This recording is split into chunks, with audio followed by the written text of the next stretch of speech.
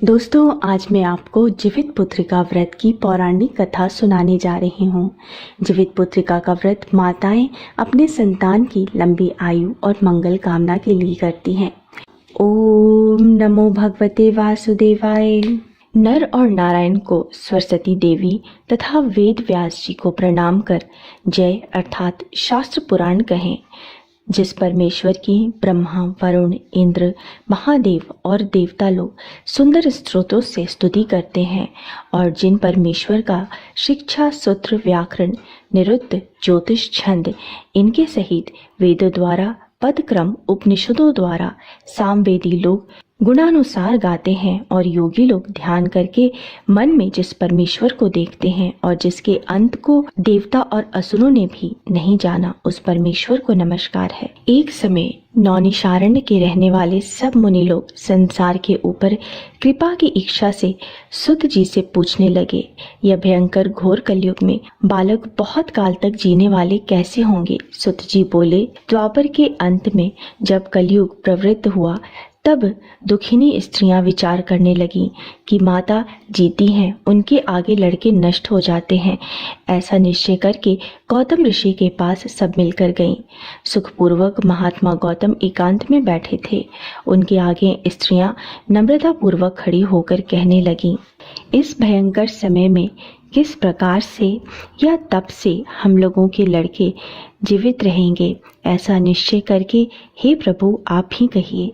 ऐसा उन स्त्रियों का वचन सुनकर गौतम जी कहने लगे, हे स्त्रियों, जैसा मैंने पहले सुना है वैसा आप लोग भी सुनो। महाभारत का युद्ध जब समाप्त हो गया, युधिष्ठिर दुखी हुए। अश्वत्थामा ने उनके पुत्रों को जब मार डाला था, तब उस शोक से घबराई हुई द्रौपदी मरे हुए पुत्रों को देखकर अपनी सखियों के साथ महाराज धौम्य के पास गई। द्रौपदी बोली, हे ब्राह्मण श्रेष्ठ, किस उपाय से पुत्र दीर्घायु जीवी होंगे, ये प्रसन्नता पूर्वक निश्चय करके कहिए। तब धौम्य जी बोले, पहले सत्युग में सत्य बोलने वाले, सच्चाई रखने वाले, सबको समान दृष्टि से देखने वाले, दया से युक्त जुमुतवाहन नाम के एक राजा हुए। तब किसी समय अपने ससुराल में जाकर अपनी स्त्री के साथ रहने लगे। उस गांव में आधी रात के समय पुत्र शोक से घबराई हुई पुत्र नहीं हूँ को पुनः देखने में आशा रहित एक दुखनी करुण भाव से रुदन करने लगी। हाय हाय, मुझ बुढ़ी के आगे जवान पुत्र नष्ट होने जा रहा है। ऐसा उसका रोना सुनकर दया से युक्त राजा का हृदय फट गया। तब राजा वहां जाकर बोला, इनके मरने का कारण कहो।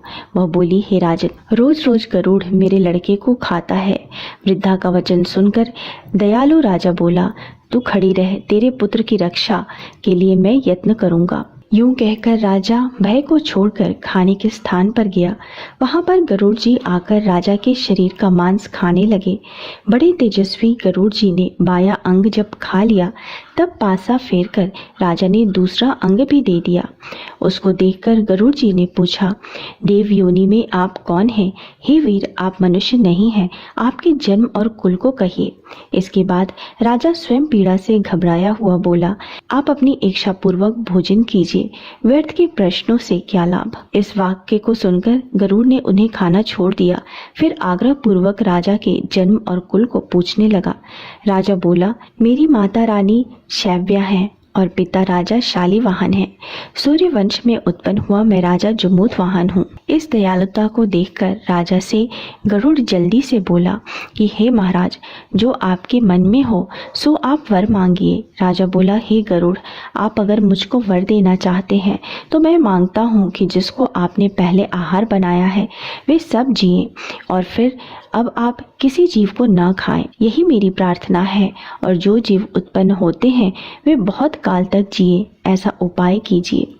धौम्य जी बोले, आनंद के साथ वर देकर पक्षियों के राजा गरुड़ स्वयं राजा की इच्छा से अमृत लेने गए और अमृत लगाकर पृथ्वी पर मृत शरीर और हड्डियों पर चारों तरफ से खूब बरसाया। तब वे जो खाए गए मनुष्य थे वे सब गरुड़ की प्रसन्नता से और राजा की कृपा से जी गए।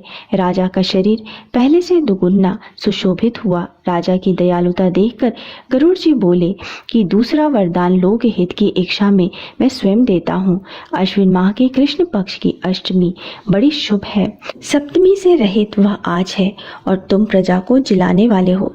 इस कारण से आज का दिन ज्ञानमय होगा। श्री दुर्गा जी की मूर्ति का बहुत ही भेद है जो तीनों लोकों में पूजनीय है। हे वत्स, आज अमृत के लाने से इस अष्टमी का नाम जीव पुत्रिका हुआ और ये देवी माँ दुर्गा हैं।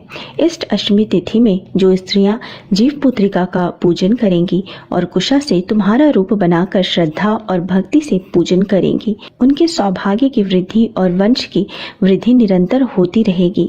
हे महाराज, इसमें कोई संशय नहीं है। सप्तमी से रहित जो अष्टमी है उसमें उपवास करें। जिसमें सूर्य नारायण उदित हो वही अष्टमी है और पारण नवमी के दिन करें। सप्तमी से सहित अष्टमी नहीं करना चाहिए, नहीं तो कोई फल नहीं प्राप्त होता और सौभाग्य भी निश्चय नष्ट हो जाता है। इस प्रकार से गरुड़ जी राजा को वरदान देकर विष्णुपुर बैकुंठ को चले गए। राजा भी अपनी स्त्री के साथ अपने नगर को लौट आए। हे देवी, ये बहुत दुर्लभ व्रत मैंने कहा, जिस व्रत के प्रभाव से लड़के बहुत दिन जीवित रहते हैं। इस वास्ते हे देवी, इस व्रत को पूर्वोक्त विधि से करो और इसमें पार्वती और शैलपुत्री जो है उनका पूजन करो, तब तुमको फल प्राप्त होगा। मुनि के वचन को सुनकर द्रौपदी ने बहुत प्रसन्न होकर ग्राम की सब स्त्रियों को बुलाकर इस उत्तम व्रत को किया। गौतम ऋषि बोले, इस व्रत के प्रभाव को सुनकर चीली ने किसी सुंदर सखी सियारिन से कहा। उसने भी इस व्रत को स्वीकार किया। किसी पीपल की औली में रहकर चीली व्रत को करने लगी। उसी पीपल के खोडर में सियारिन भी व्रत को करने लगी। कहीं पर उत्तम ब्राह्मण से इस कथा को सुनकर चीली ने अपनी सखी सियारिन जो कि खोडर में बैठी थी उससे कहा। आधी कथा को सुनकर भूख से दुखी शरीर वाली सियारिन खोडर से निकलकर जल्दी से मुर्दों से भरे हुए शमशान पर गई। वहां जाकर अपनी इच्छा पूर्वक सियारिन ने मांस खाया और चीली ने निर्जल व्रत किया। तब प्रातःकाल हो गया। गौशाला में जाकर सुगंधित युक्त सुंदर जल पिया।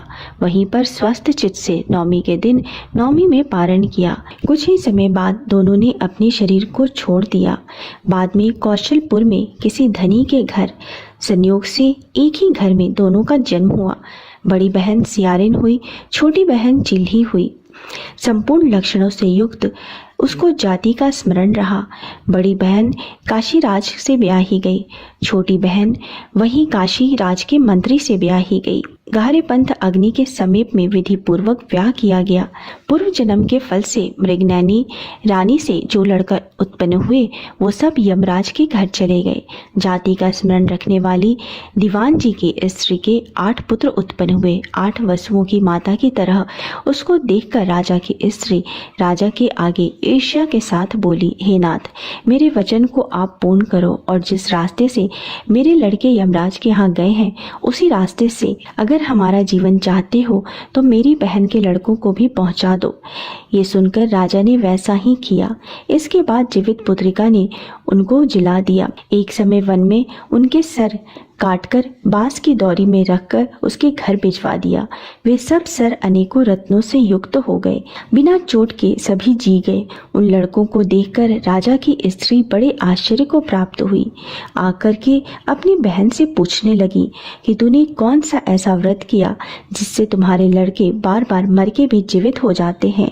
दीवान जी की स्त्री बोली, पूर्व जन्म में मैं चिल्ही रही तो सियारिन रही। जीवित पुत्रिका के व्रत को करते हुए तूने अच्छी तरह व्रत का पालन नहीं किया। उसी दोष से हे बहन तेरे लड़के नहीं जीते हैं। मेरा व्रत नष्ट नहीं हुआ था, इससे मेरे लड़के जीवित रहते हैं। हे प्यारी, अब तुम और राजा साहब इस व्रत को करो। इस व्रत के प्रभाव से तुम्हारे पुत्र जीवित रहेंगे। हे भाग्यवती, मैं सच कहती हूँ। उससे इस व्रत को सुनकर रानी ने भी इस व्रत को किया। उस दिन से राजा जीवित पुत्र हुए और उस रानी के पुत्र भी बड़े सुंदर हुए। इस पृथ्वी पर वे लड़के राजा हुए, बहुत समय तक जीने वाले हुए।